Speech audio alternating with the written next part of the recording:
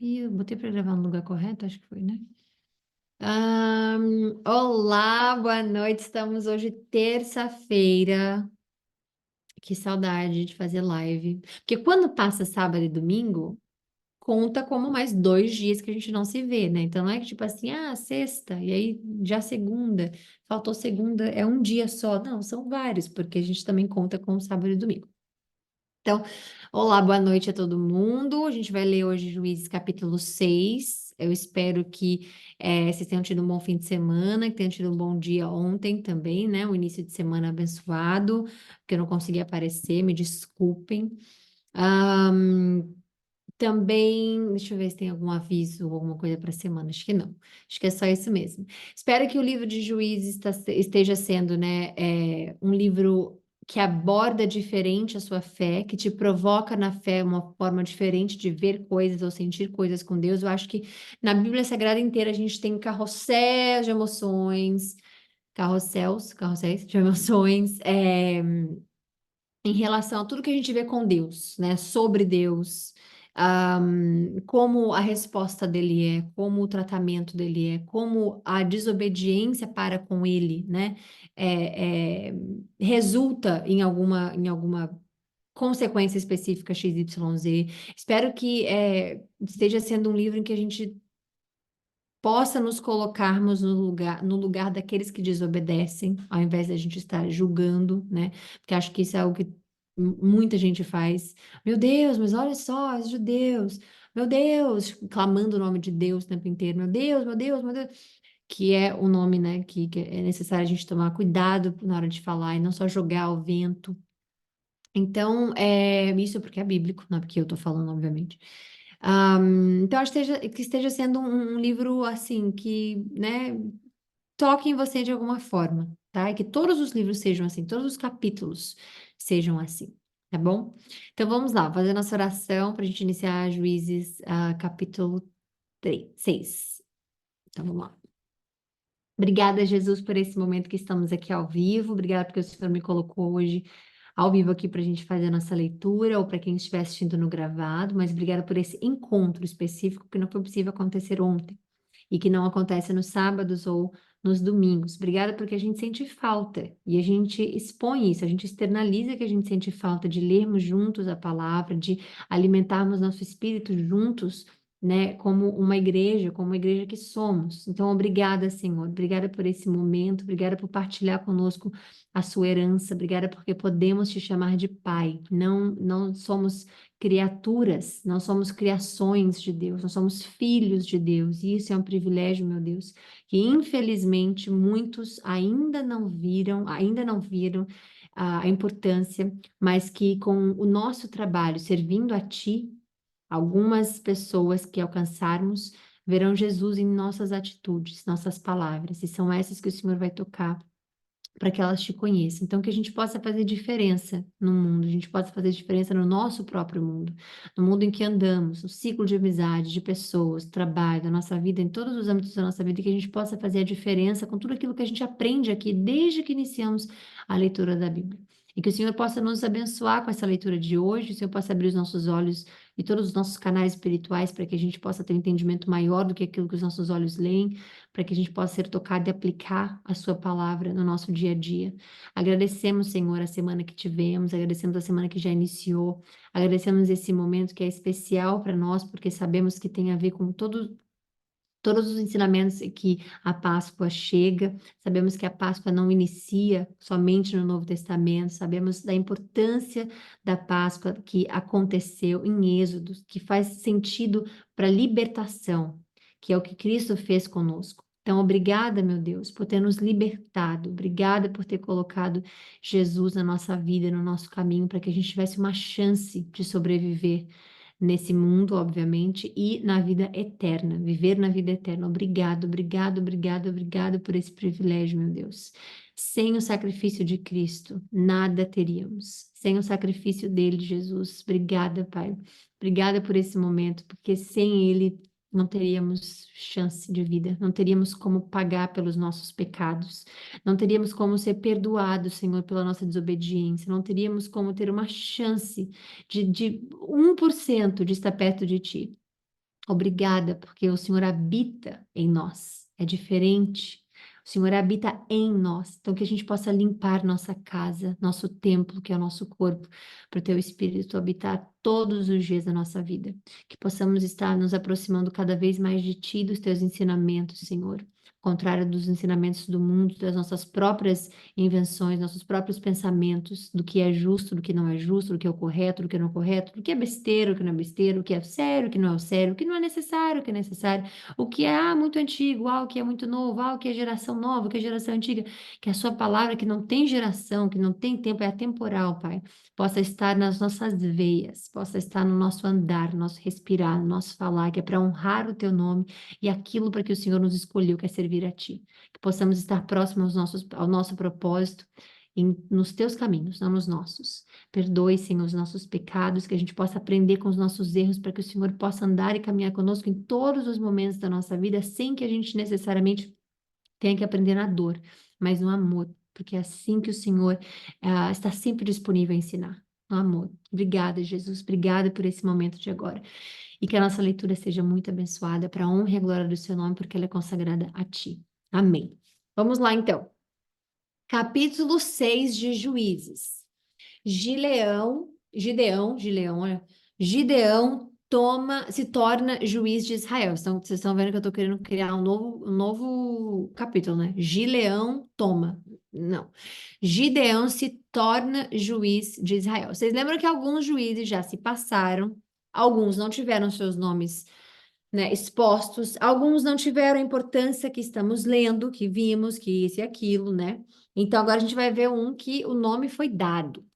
Gideão, ok? Então vamos lá.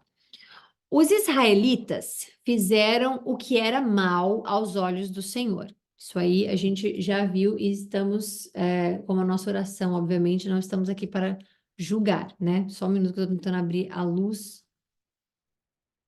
do computador aqui, porque fica muito escuro, e aí não dá para ver. Porém, eu não lembro qual que é a minha senha, porque isso acontece todos os dias. Ah, foi. Porque eu estava errando a senha. Os midianitas eram tão cruéis com os israelitas.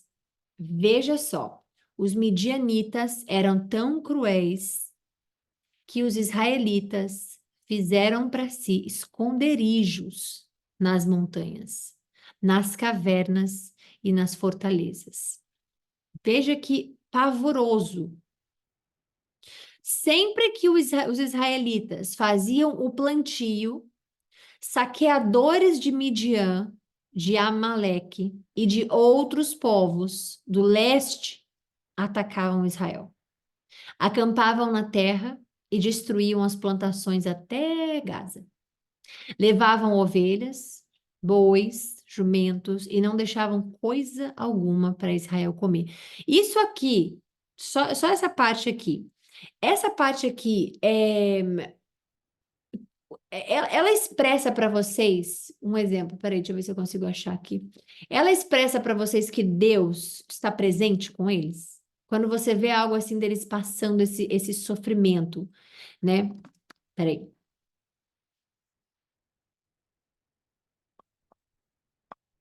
Quando vocês veem eles com esses sofrimentos, né? Que eles estão passando aqui agora. Você, por acaso, pensa assim, nossa, olha que Deus está com eles, né? Ou você volta, né, para o padrão repetitivo que nós sabemos, no modo operandi, né, da forma que Deus age, né? Não sendo imprevisível. Vocês acham que é a mesma coisa quando eles estão com Deus ou sem Deus? E sem Deus que eu digo Deus nunca tirou Israel debaixo dos seus olhos, tá? Uma coisa é eles se distanciarem de Deus, sendo desobedientes, né? E não tendo acesso a Deus especificamente, porque não fazendo as ofertas, não se limpando dos pecados, não obedecendo a Deus, você não tem como chamar, você não tem como ter uma pessoa, né? Chega a ser um relacionamento tóxico de um povo contra Deus, obviamente. Então, no linguajar de hoje. Então, quando a gente lê coisas assim, você pensa, mas onde é que estava Deus? Mas aí, ao invés de você perguntar onde é que estava Deus, eu quero fazer um convite. Onde é que estava a obediência deles? Esse é o pensamento que a gente precisa ter. Porque quando você volta em Êxodo, você está lá no Egito e eles estão 400, mais de 400 anos sendo escravizados, né? Eles deveriam se perguntar todos os dias, né? Cadê Deus? Cadê Deus? E de tanto eles começarem a clamar a Deus, Deus, obviamente, escuta o seu clamor, que é o que a palavra diz, e aí ele se faz presente, né? E aí começa Deus a agir. Então, peraí, meu povo me chamou. Meu povo clamou pelo meu nome, e tem uma oração, tem uma passagem linda na Bíblia que fala sobre isso, né? Se o meu povo que me chama pelo nome se humilhar e tudo mais, então, que é uma das passagens mais lindas que eu amo. Quando a gente vê que eles clamam a Deus, Deus aparece. Quando eles não clamam a Deus, normalmente, geralmente, eles estão fazendo a vida deles pelo jeito deles, fazendo como eles querem, e aí desobedece aqui, desobedece ali, se mistura com outros povos, e aí, né, a bagunça começa.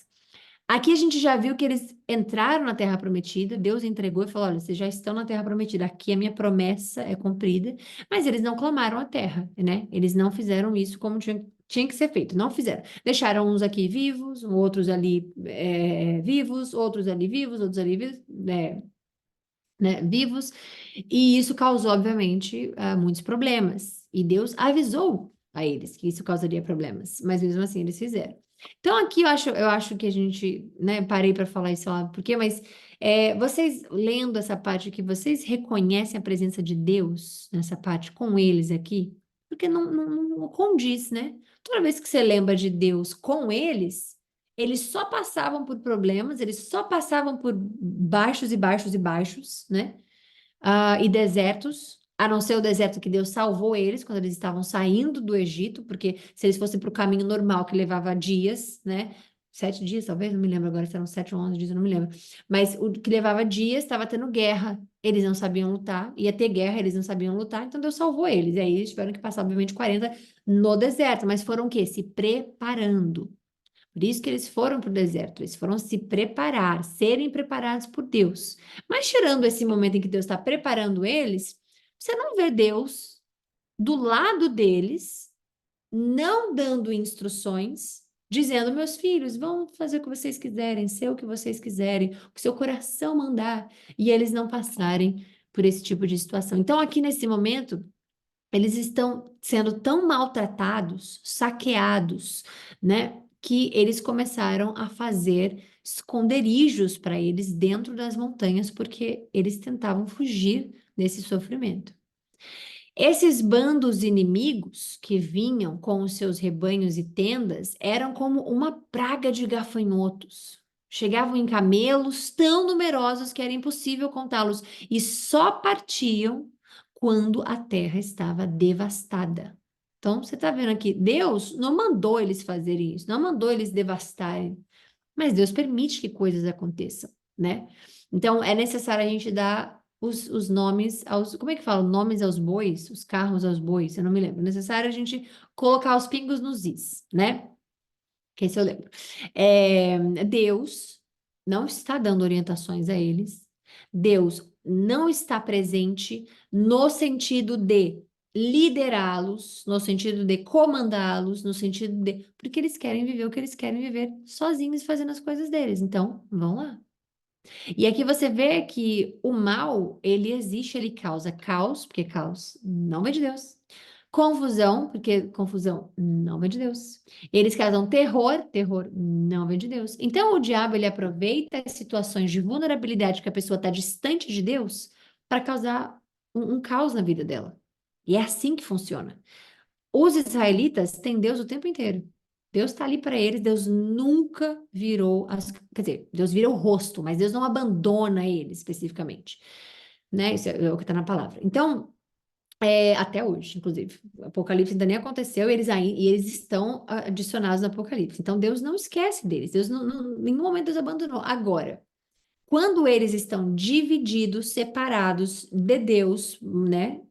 Como a gente sabe disso, o que que acontece? Caos. O que que aconteceu quando Adão e Eva se separaram de Deus? Caos. O que aconteceu quando. Só dá caos.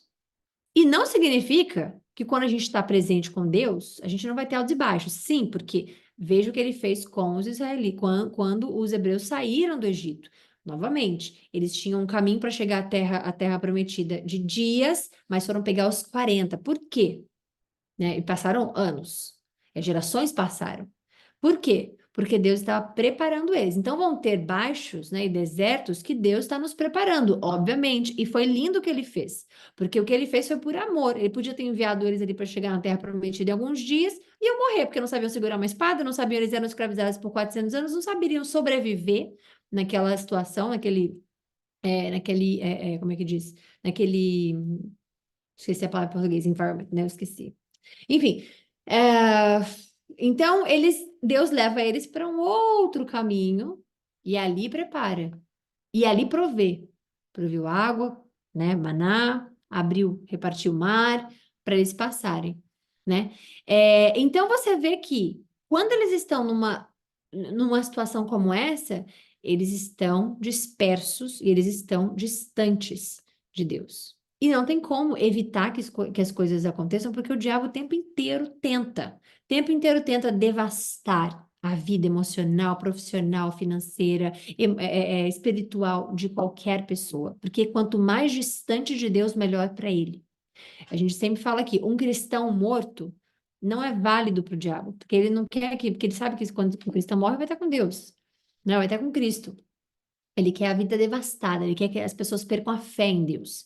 Ele quer que as pessoas percam a esperança em Jesus. Ele quer que as pessoas pequem, pequem, pequem, pequem e desfaçam o que Cristo fez na cruz. Eles querem que as pessoas não saibam o que está escrito na palavra e sigam o próprio coração quando Jesus fala, cuidado com o seu próprio coração, porque ele é enganoso. Guarde o seu coração. Ele quer que as pessoas façam aquilo que dá caos, aquilo que causa caos. E aí a pessoa, por ser cristã, ela diz, ai, mas eu sou cristão, né, e minha vida está um caos, não sei o quê. Mas a pergunta que a gente precisa é: Deus está disponível 100%, Jesus está disponível, ele está dentro de você, inclusive. A pergunta é: quão próximo estamos em oração, em comunhão, né? Porque tudo, em prestar atenção nas ordens dele, prestar atenção, e quando eu falo de ouvir, é porque vem da palavra, nossa fé vem do ouvir a palavra de Deus, isso é o que a Bíblia diz. Não é somente você prestar atenção aqui e fazer sua vida do jeito que você quiser, é prestar atenção no que ele fala, é você entender que ele está em todo o seu processo de aprendizado, né? E que enquanto você não está pronto para o próximo passo, ele não vai te liberar para o próximo passo. E isso é assim desde que lá de trás, né? Então, Deus nos prepara para as coisas. Não era para ser assim, né? Lá atrás não era assim. Deus não preparou para nada. Ele fez lindamente o jardim, fez Adão, criou tudo primeiro, porque o homem não criou nada, o homem não fez absolutamente nada. A única coisa que o homem fez, de fato, foi dar o nome aos animais, que é o que Adão faz, né? Que Adão fez. Criou os nomes dos animais porque Deus compartilhou ali né, pai, filho ali. Vamos lá, eu vou criar você, vamos lá, tal. Cria os nomes para você. O que você der de nome, vaca, tigre, boi, vai ser o nome. Tirando isso, não. Então Deus criou absolutamente tudo. E ele criou para ser lindo, mas o homem acabou quebrando tudo isso, obviamente, com o incentivo, obviamente, né, de quem sabemos o diabo. Então, é isso que ele quer, que as pessoas se separem de Deus. Se separem de Deus, né? E ele quer ser como Deus, sempre quis. O fato dele ter sido mandado para a terra, ser expulso, né, do céu, foi por quê? Porque ele queria ser como Deus. Quando Deus viu que ele queria, ele estava, né, querendo, ele era, como é que era a palavra? Esqueci agora. Esqueci a palavra. Mas ele era ambicioso no lado mal, obrigada. Ambicioso no lado mal, quando ele queria ser Deus, os mesmos poderes, as mesmas coisas. Deus viu, opa, deu errado, vai para lá, né? E fez isso. Então, e fez o que ele fez. Então ele tenta ser Deus igual todo sempre.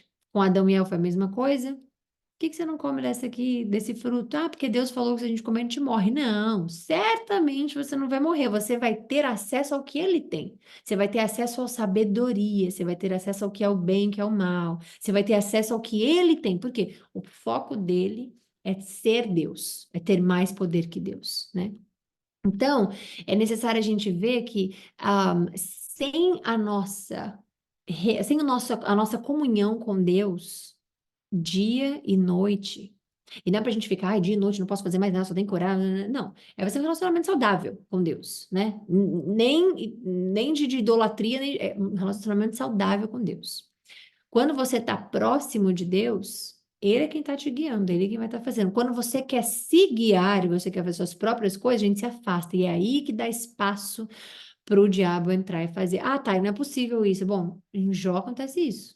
Jó é próximo de Deus. Jó, né? Mas começa a fazer coisas que desagradam, né? Obviamente, se você for olhar com os olhos espirituais, agrada a Deus, que é ter um ego inflado, que é achar que, né, ele fazia tudo de bom e do melhor, do perfeito. Aí, né, vem o diabo perambulando, porque essa é a palavra, ele perambulava, e aí ele passa por Deus, né, quando tinha que dar eles tinham que dar, tipo, bater ponto assim com Deus, todos os anjos, né? E ele chegou e falou: Olha, e Deus fala: Por onde você estava? Por onde você andava?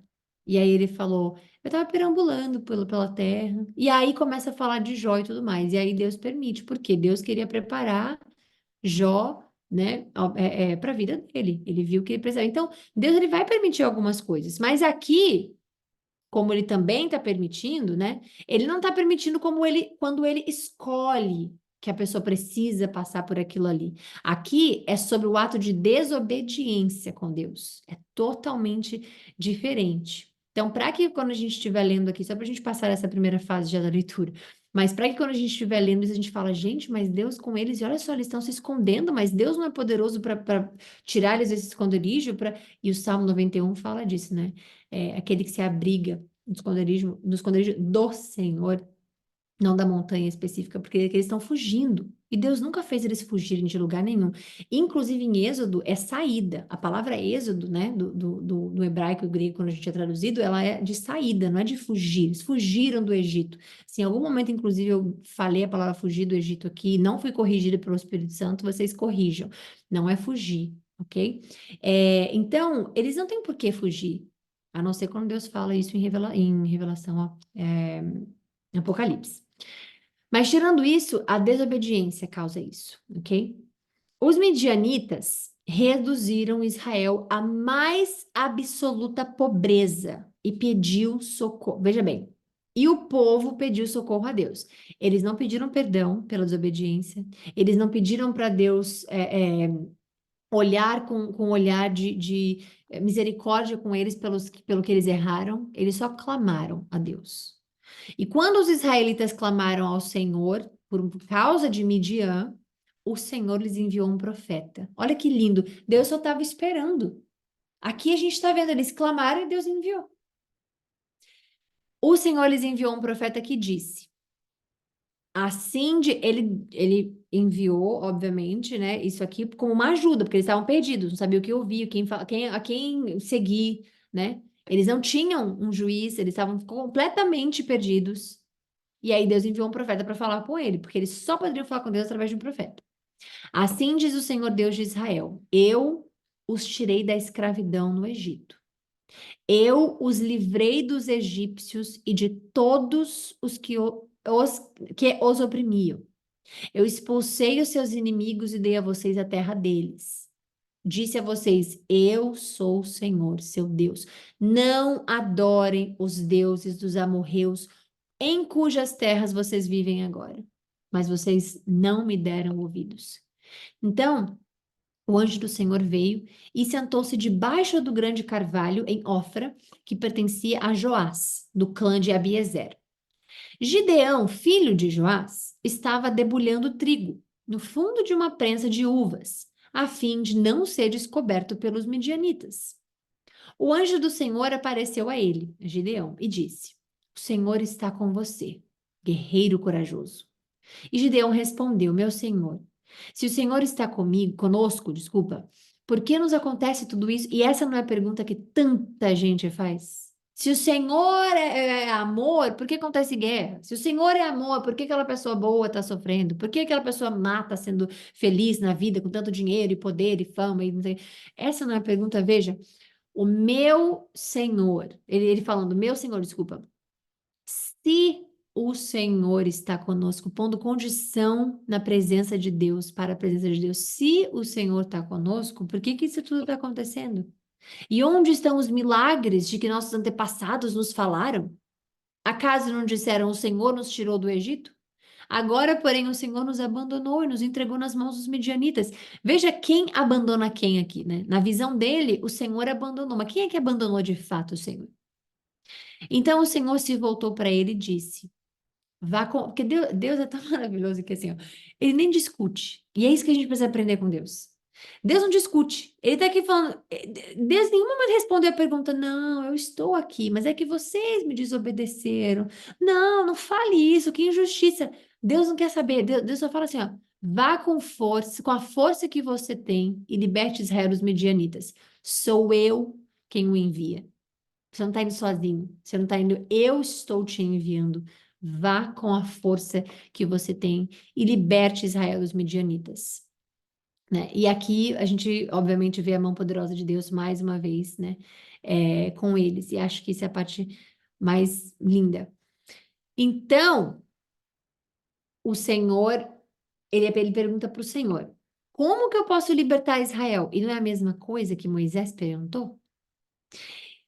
E o Senhor, desculpa, e ele continua: meu clã é o mais fraco de toda a tribo de Manassés e eu sou o menos importante da minha família. E não vai ser assim com Davi?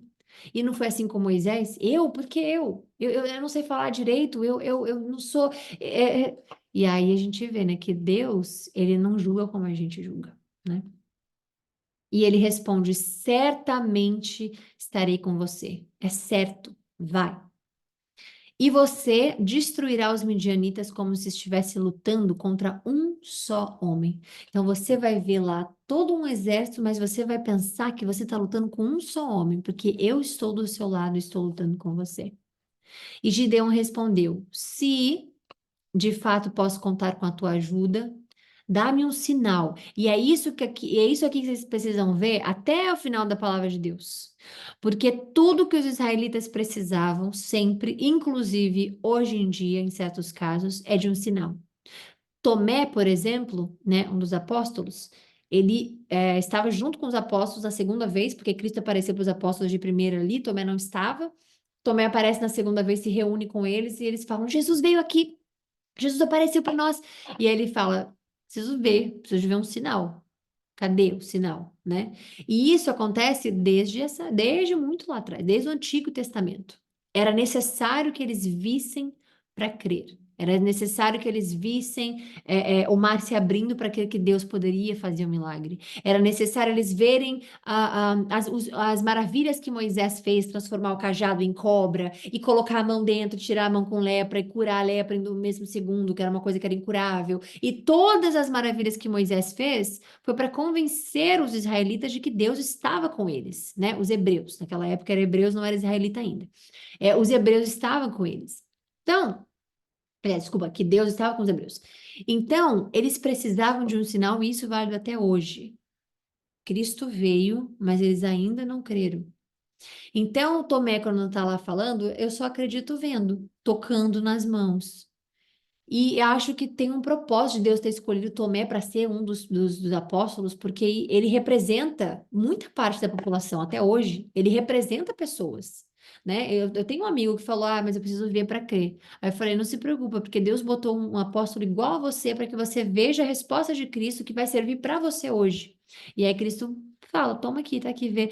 Mas a parte mais importante, como a gente já falou em outras lives, é Jesus falando: feliz aqueles que não precisam ver para crer. E é isso, você não viu Jesus você crer, você não viu Deus e você crer, você não viu Deus criando o mundo, mas você crê que ele é o criador, né? Então aqui ele precisa de um sinal, que é mesmo o Senhor quem fala comigo. E isso aqui pode ter vindo de insegurança dele, porque pode ser o diabo tentando falar com ele, isso pode ser ele não acreditando que depois Deus não tá falando com a gente há tanto tempo, Deus tá deixando a gente ser escravizado aqui, escravizado não, né? Torturado aqui, sofrendo aqui. Como é que eu vou saber que é Deus, né? Por favor, não vazem embora. Então, ele não está no sentido de. Ele não está aqui. Não é negociando específico. Ele está negociando, mas não é negociar no sentido ruim. Ele está aqui tentando ter a certeza de que é Deus, né? Por favor, não vazem embora até que eu traga a minha oferta. E olha que lindo que ele faz. Ele não está aqui, tipo assim, olha. Se é você, então me mostra um sinal, como Tomé fez. Tomé fez nesse sentido. Se for mesmo, eu quero ver para saber se é Jesus mesmo ou não. E aqui não, aqui ele fala para que eu traga a minha oferta. Então ele tem no coração dele aquela necessidade de fazer o que agrada a Deus, aos olhos de Deus, ser obediente. Então ele está falando: se realmente é o Senhor, me traz vivo para que a minha oferta volte comigo e eu possa ofertar, obviamente, ao Senhor. E ele respondeu: olha que coisa mais linda, vontade de chorar, gente. Ficarei aqui até você voltar. Ele, tipo assim, ele é muito pai, sabe? Ele é pai lindo, maravilhoso. Olha a resposta. Ele não poderia dizer assim, mas por que que você tem que ver? Acredita em mim. Eu já dei minha palavra. Eu disse. Deus não fala, Deus fala só o que acalanta o coração. Ficarei aqui até você voltar. Por isso que ele fala que seja o seu sim, sim, não, não, quando, né, principalmente quando tá representando ele, porque Deus falou, tá falado, né? E isso é lindo demais. E aí ele continua. Peraí. E ele continua aqui. Ahn, Gideão foi depressa para casa, cozinhou um cabrito e, com cerca de 20 litros de farinha, preparou pães sem fermento. Depois colocou a carne num cesto e o caldo numa panela, os levou para fora e os ofereceu ao anjo que estava debaixo da grande árvore. Ai, gente, eu fico muito emocionada, desculpa. O anjo de Deus lhe disse: coloque a cara, porque a obediência é uma coisa tão linda. É uma coisa que a gente, assim, nossa, a gente precisa tanto para nossa vida. A gente precisa tanto procurar o que a gente erra para poder obedecer a Deus, porque ele é tão bom, ele é tão carinhoso, ele é tão amoroso, ele é tão misericordioso, né? Então, é muito importante a gente entender a obediência. E aí ele fala, o anjo de Deus lhe disse: coloque a carne e os pães sem fermento sobre esta. E a gente vê o desespero que ele tá, né? Sobre essa pedra e derrame neles o caldo. E Gideão obedeceu. Então o anjo do Senhor tocou na carne e nos pães com a ponta da vara que estava em sua mão, e fogo subiu da pedra e consumiu tudo que Gideão havia trazido. E o anjo do Senhor desapareceu. Quando Gideão percebeu que era o anjo do Senhor, ele exclamou: Ó soberano Senhor, estou perdido. Vi o anjo do Senhor face a face. Fique em paz, respondeu o Senhor. Não tenha medo, você não morrerá, porque eles não podem ver, né? Deus, eles não podem ver, não tem acesso, né? Então ele ficou com medo ali de que ele ia morrer. E Deus falou assim: não tenha medo, você não vai morrer. Então Gideão construiu um altar para o Senhor naquele local e o chamou de Javé Shalom. Até hoje o altar está em Ofra, no território do clã de Abiezer. Naquela noite, o Senhor disse a Gideão: tome o segundo touro do rebanho de seu pai, aquele de 7 anos. Derrube o altar que seu pai fez para Baal, Deus, um dos deuses, né? Que era o principal inimigo, assim, digamos, né? De Deus, rival de Deus. Porque era o que a gente vai ver isso até no Novo Testamento, inclusive. E corte o poste de Azerá, que fica ao lado do altar. Depois, construa um altar para o Senhor seu Deus, no alto desta colina, arrumando as pedras com cuidado. Sacrifique o touro sobre o altar como holocausto e use como lenha a madeira do poste de Azerá, que você cortará. Gideão levou 10 de seus servos e fez exatamente o que o Senhor mandou. Porém, fez tudo de noite, com medo de sua família e do povo da cidade. Logo cedo, vocês viram aqui que eles estão, né, morando junto com os midianitas. Vocês viram que o pai dele já tem um altar para Baal, né? Então você vê que eles já estão adorando outros deuses. Vocês veem que já existe, porque às vezes a pessoa fala, mas qual o problema morar junto? Qual o problema eles estarem ali juntos, né? Por que que Deus tem que matar toda a população? Por isso. Logo cedo, no dia seguinte, quando os habitantes da cidade começaram a despertar, alguém descobriu que o altar de Baal havia sido derrubado e que o poste de Azerá ao lado dele tinha sido cortado em seu lugar. Havia um novo altar sobre o qual estavam os restos do touro sacrificado. E os habitantes perguntaram uns aos outros: quem fez isso? Depois de uma investigação cuidadosa, descobriram que tinha sido Gideão, filho de Joás. Traga o seu filho para fora. Os homens da cidade exigiram de Joás. Ele deve morrer, pois derrubou o altar de Baal e cortou o poste de Azerá. Olha o que o povo está falando. Olha a inversão do certo e errado, a inversão do que é obediência a Deus, a inversão do que o povo acha que é o correto. Estamos juntos, todos nós, Deus é amor, vamos todos viver numa só lei, numa só regra, numa só. Deus é amor para todos. Olha a inversão que é algo tão presente nos dias de hoje, como era nos dias passados. Então, a desobediência é algo que vive entre nós o tempo inteiro, né? Joás, porém, gritou para a multidão que o confrontava: Por que vocês defendem Baal? Acaso pretendem salvá-lo? Quem lutar pela causa dele será morto pela manhã. Se Baal é realmente um deus, que ele próprio se defenda e destrua quem derrubou seu altar. Dali em diante, Gideão foi chamado de Jerubaal, isso é, que Baal lute com ele, pois derrubou o altar de Baal.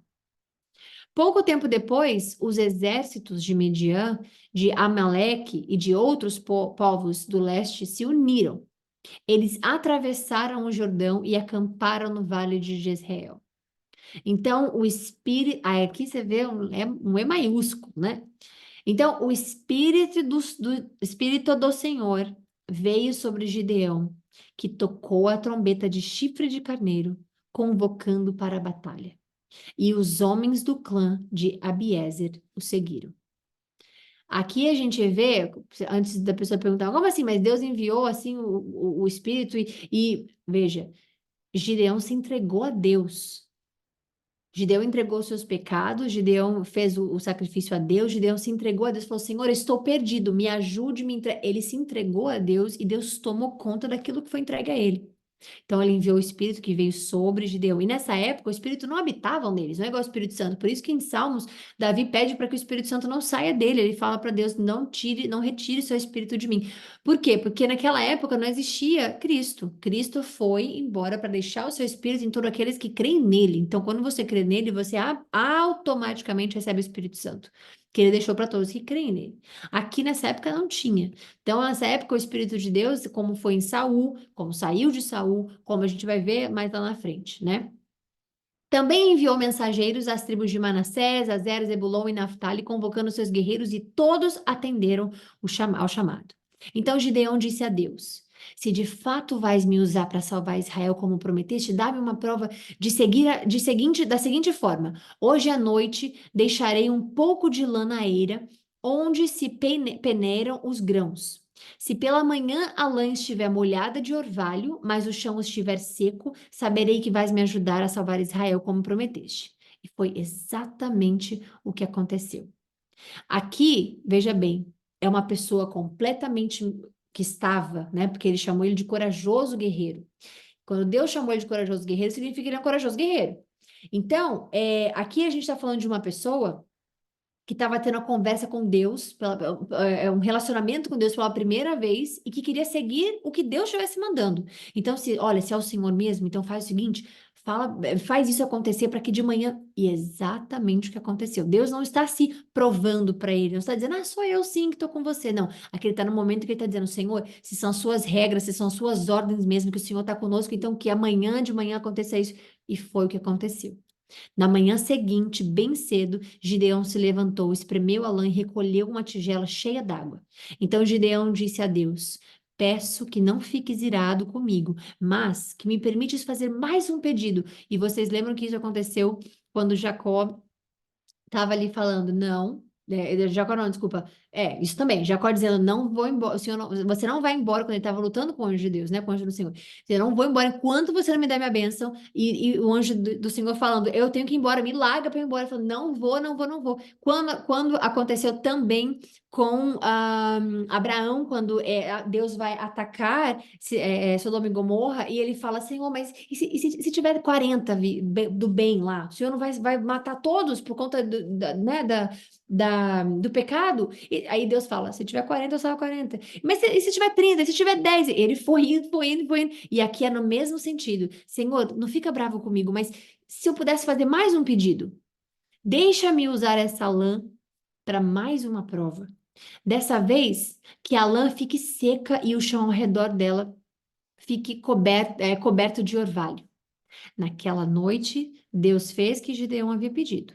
Pela manhã, a lã estava seca, mas o chão estava coberto de orvalho. Então, é lindo, maravilha, passagem linda, belíssima, maravilhosa, glória a Deus, Senhor Jesus Cristo. Eu falei assim, hoje é o quê? Pera, hoje é Juízes capítulo 6. E aí eu pensando isso, né? Eu falo, hoje é o quê? Hoje é capítulo 6. Acho que não vai ter nada importante. E olha a hora que a gente já passou. E como Deus fez essa live ser tão abençoada e tão maravilhosa. Honra e glória. Obrigada, Jesus, por essa live linda. Então, a gente vê aqui um relacionamento sendo restaurado com Deus, né? E a gente vê que ele pede mesmo, ele fala mesmo, eu estou perdido. E como a gente aprende isso, sabendo que a gente consegue, como é que diz? Fazer igual com Deus. Estamos perdidos.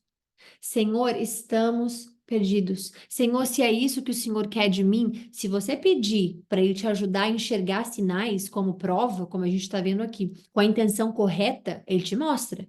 Se você disser, Senhor, se você na humildade, você se humilhando perante a Deus, disser, Senhor, eu não sei se é isso que o Senhor quer para mim, por favor, me dê um sinal. Se isso acontecer, se isso puder acontecer, quando Ele entende que você está tão perdido que você precisa da direção dele, Ele não te abandona, Ele não fica mudo, quieto. Agora, quando a sua intenção não é provar a Deus, porque isso é pecadíssimo, isso está na Bíblia, nunca tente o Senhor, o seu Deus. Quando você não está provando a Deus, testando a Deus, então se foi isso mesmo que o Senhor me deu um sinal, Deus não vai nem vai rir da sua cara, da minha cara, da nossa cara. Então, aqui a gente vê um relacionamento na qual uma pessoa está vulnerável, dizendo: Senhor, me ajuda, se é o Senhor mesmo, que amanhã de manhã isso, Senhor, se o Senhor vai realmente me tirar, vai me deixar salvar os israelitas. E isso pode acontecer com todos nós. Senhor, eu estou perdido no meu relacionamento, Senhor, eu estou perdido na minha vida financeira, Senhor, eu estou perdido na minha vida emocional, Senhor, eu estou perdido na minha vida profissional, Senhor, se o Senhor puder me dar um sinal, se essa E olha, isso é como é que diz? Isso é de um testemunho pessoal meu agora falando com vocês, né? Existia uma coisa que eu sentia no meu coração, que Deus tinha colocado na minha mente de qualquer forma, e que eu tinha que estar num lugar específico, né? E isso estava no meu coração de sempre. Esse lugar, eu vou morar nesse lugar, eu quero esse lugar na minha cabeça, na minha cabeça, na minha cabeça. O motivo pelo qual eu estaria nesse lugar veio na minha cabeça também, mas eu nunca perguntei a Deus se era dele ou não. Era uma coisa que eu queria, uma coisa que eu gosto de fazer, uma coisa que, né? Mas não era especificamente o motivo. Um tempo atrás, eu falei com o Senhor: olha, o Senhor me trouxe para um lugar que desde todo sempre no meu coração eu sabia que o Senhor iria me trazer. O motivo pelo qual o Senhor me trouxe, que é o que eu queria que acontecesse, que é o que eu achava, né? É, o Senhor está abrindo portas, mas das portas abertas, o Senhor não abre outro caminho. A porta abre aqui especificamente, mas trava aqui. Quando eu percebi que isso estava acontecendo demais, de um atrás do outro, um atrás do outro, um atrás do outro, reunião após reunião, coisa atrás de coisa. Quando eu comecei a ver aquilo acontecendo, eu falei: se o Senhor não me quer nesse caminho, mesmo que o Senhor tenha aberto a porta, porque eu estou vendo que o Senhor me favorece com a tua mão. Mas se o Senhor não está me deixando ir adiante, tem alguma coisa ali e eu não quero desobedecer. Então, se não for para eu fazer, aí foi essa hora que eu fiz exatamente aqui. Se não for para eu fazer isso, me mostra um outro caminho. E Deus mostrou um outro caminho, que é o caminho que eu estou hoje, que é que fez toda a diferença na minha vida. E hoje, eu servindo a Deus, tudo que Ele escolheu para mim, nos projetos que Ele escolheu para mim, foi porque eu estava perdida. Eu queria algo que eu queria, não era o que Deus queria. Então, Ele me trouxe para o lugar que eu tinha que estar, mas a razão era a errada. E quando ele viu que eu estava perdida, quando eu vi que eu estava perdida e falei: Senhor, estou perdida, eu não entendo porque o Senhor me trouxe, eu estou no lugar correto, mas as coisas que deveriam estar acontecendo não estão. Senhor, até uma parte o Senhor permite, mas depois trava tudo. Eu não sei se isso é o diabo tentando me travar, eu não sei se, né? Mas se não for, me mostra outro caminho. E, gente, todas as portas se abriram para aquela coisa específica, aquela parte específica. E Deus me honrou com trabalho, Deus me honra com trabalho, Deus me honra por quê?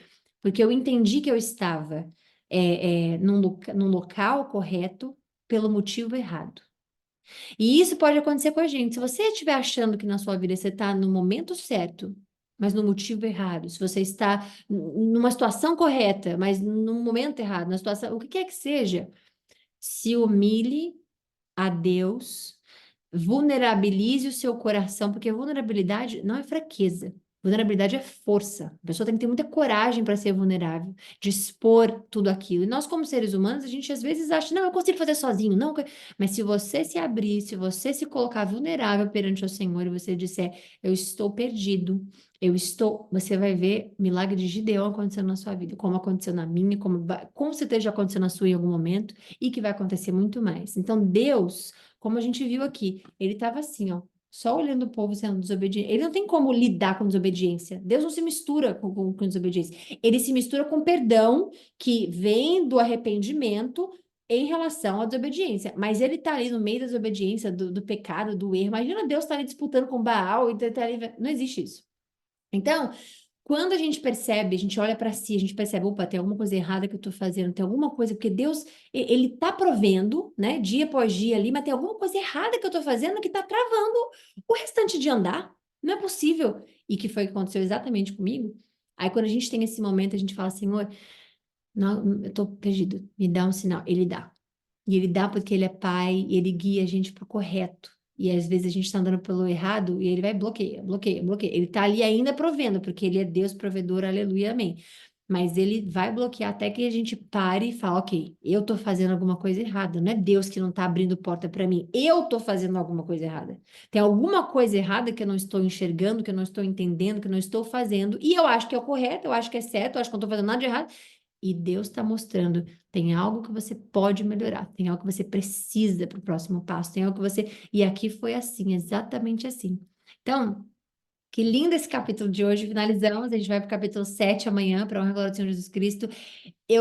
Assim, eu não vou jurar porque é totalmente contra a Bíblia e eu jamais juraria, mas assim, vocês podem acreditar na minha palavra, no que eu estou dizendo para vocês. Eu não daria nada pro capítulo de hoje. A oração foi muito abençoada, assim, na hora que a gente estava fazendo oração no início, né? Eu senti muito o Espírito Santo fazendo oração, de fluidamente acontecer a oração, e esse capítulo, assim, me tocou, e que lindo, porque eu aprendi muito e sinto cada vez mais vontade de fazer o que eu tô falando mesmo, que eu tenho que fazer, o que eu tô falando para você que eu tenho que fazer. E assim, que lindo, que bênção, obrigada, meu Deus, que bênção de live. Nossa Senhora, amém, amém, amém, Jesus, amém. Então é isso. Finalizamos capítulo 7 hoje. Amanhã a gente volta para a honra e glória dele sempre, com o capítulo 7, né? E a gente se fala amanhã. Eu vi as mensagens de vocês aqui. Nome aos bois. Obrigada. Grazi, nome aos bois. Eu tava achando que ia botar o cavalo, alguma coisa do boi. Mas obrigada, obrigada, obrigada. É exatamente, nomes aos bois. Passagem linda, amém, para a glória do Senhor Jesus. Um beijo. Fique com Deus. Lígia, que bom que você apareceu aqui. Eu não sei exatamente a hora que você apareceu. Teve só um momento que eu vi você ali, porque eu fiz um negocinho no seu microfone ali. Mas que bom que você apareceu, que você conseguiu estar ao vivo. Graças a Deus que você escreveu no grupo que estava com saudade de estar ao vivo. Então, que bom.